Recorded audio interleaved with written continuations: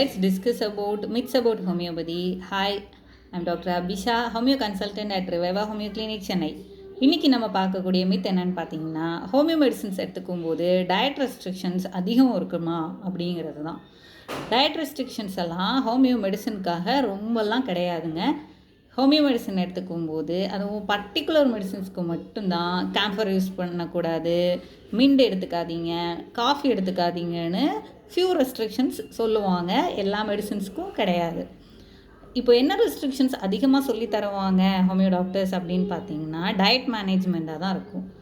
இப்போது அல்சர் இருந்துச்சுன்னா spicy food அதிகமாக எடுத்துக்காதீங்க, ரொம்ப ப்ராசஸ் பண்ண ஃபுட்ஸ் எடுத்துக்காதீங்க. டயபெட்டிஸ் இருந்துச்சுன்னா கார்போஹைட்ரேட்ஸ் கம்மியாக எடுத்துக்கோங்க.